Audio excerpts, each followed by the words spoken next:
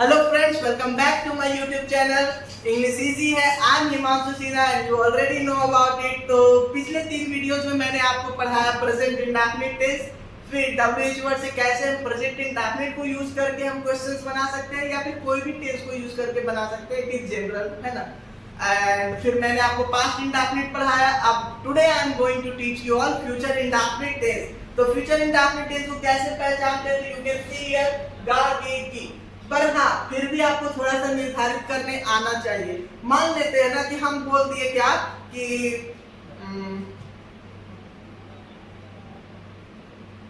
वह जाने लगा, बोल दिया क्या, वह जाने लगा, तो गा लग गया तो आप इसको बोलेंगे नहीं ये फ्यूचर इंडेफिनिट, तो ऐसा नहीं। अब आप इसको सोचेंगे तो आपको पता चलेगा क्या कि वो जाने लगा, तो मतलब ये क्या हो रहा है, पास्ट में हुआ ना।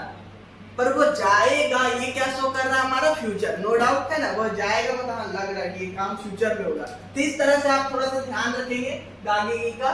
तो पिछले हर एक वीडियो में मैंने मतलब जिसमें टेंस पढ़ा है उसमें बोला हूँ कि अफर्मेटिव क्या होता है, नेगेटिव क्या होता है, इंट्रोगेटिव क्या होता है, इंट्रोगेटिव प्लस नेगेटिव क्या होता है। पर इस बार समय बचाने के लिए इसको नहीं बोल रहा हूँ, ठीक है। आपको पहले ये चीज समझ आ जाना चाहिए।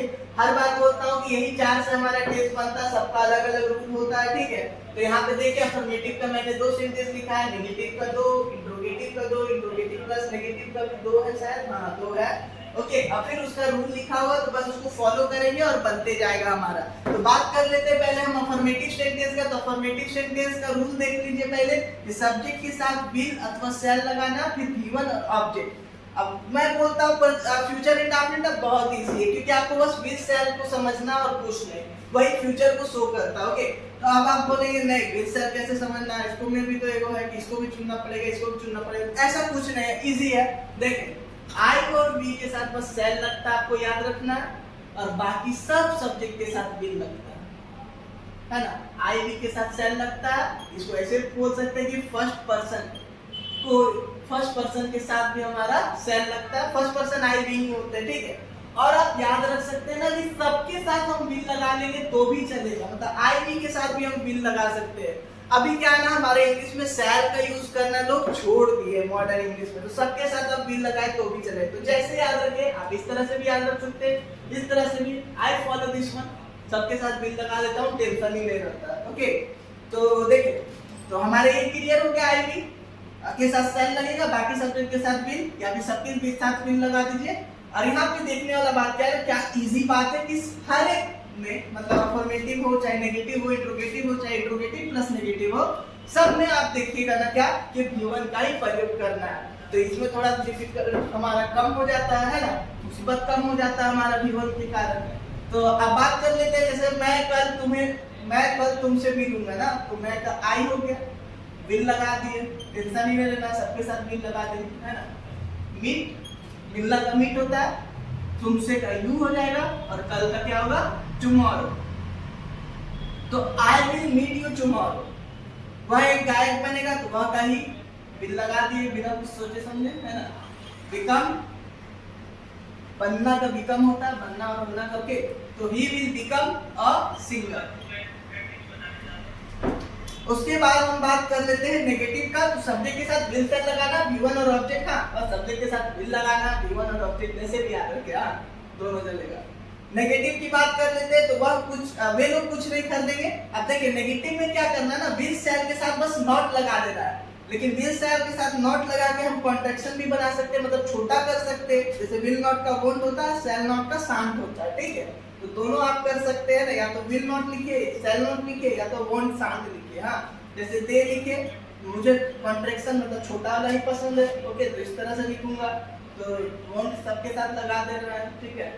तो दे वोंट, खरीदना क्या होता है, बाय, और कुछ का क्या होता है, एनीथिंग। तो वे लोग कुछ नहीं खरीदेंगे, they won't buy anything. Raju यह घर खाली नहीं करेगा, तो राजू, इसके साथ भी वोंट लग गया हमारा।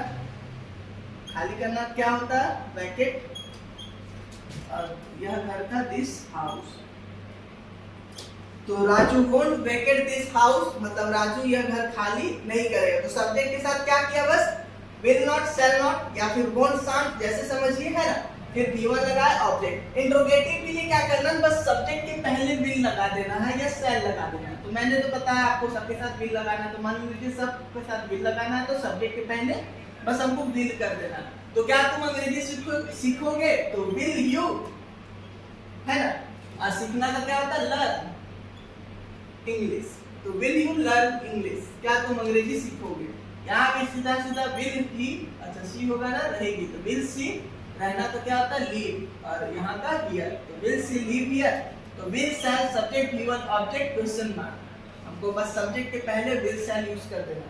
अब इंट्रोगेटिव प्लस नेगेटिव उसी तरह, जैसे नेगेटिव का था ना वोंट शांत है, बस उसको सब्जेक्ट के पहले कर दिए, है ना। देखिए सब्जेक्ट के पहले हमारा वोंट शांत हो गया, नेगेटिव रूल के हिसाब से मानेंगे तो, है ना। तो हमारा इंट्रोगेटिव प्लस नेगेटिव बन गया। या फिर इंट्रोगेटिव के हिसाब से माने तो बस ये विल शैल है, तो उसका बदले बस नॉट लग जा रहा है।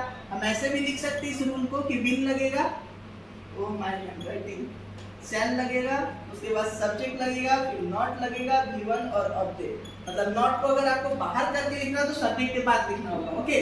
और मैंने इसको कॉन्ट्रैक्शन ही कर दिया, तो हम इस तरह से भी बना सकते हैं। तो मैंने बस वोंट लिखा, है ना। हम लोग है, हम लोग के साथ शांत होना चाहिए ना, तो शैल लगता है, लेकिन बताया वोंट इज फाइन, विल हमेशा सबके साथ लग सकता है। तो वोंट बी पूजा करना का वर्शिप, तो क्या हम लोग पूजा नहीं करेंगे, तो वोंट बी वर्शिप। अब क्या तुम धूम्रपान नहीं करोगे, तो फिर वही हो गया won't you smoke and question mark. इस तरह से हमारा इंट्रोगेटिव प्लस नेगेटिव भी बन गया, जिसका रूल क्या है, वोंट शांत subject V1 object question mark. या फिर आप वोंट शांत ना बोल के बोलना चाहते विल शैल, तो बस सब्जेक्ट के बाद नॉट लगा दिए, ठीक है। तो इस तरह से हमारा इंट्रोगेटिव प्लस नेगेटिव भी बन गया। तो बहुत बड़ा कुछ है नहीं फ्यूचर इंडेफिनिट टेंस, बस आपको विल शैल का थोड़ा ख्याल रखना है, कैसे कैसे यूज करते हैं अफर्मेटिव, नेगेटिव, इंट्रोगेटिव और इंट्रोगेटिव प्लस नेगेटिव में, एंड इजी है, बन जाएगा, ओके। सेम वही, thank you for watching my video, है ना। पसंद आया ही होगा तो लाइक कर दीजिएगा, वैसे हम ही बोल रहे ना पसंद आया होगा, okay. Try to like if you like my video, you must show your love, है ना। And let me tell you one thing, you will get the practice PDF again, है ना, in the description box. So first of all watch my video and thereafter go to the PDF, open the link and try to translate those sentences, okay, on your copy and check it yourself. Thank you very much for watching.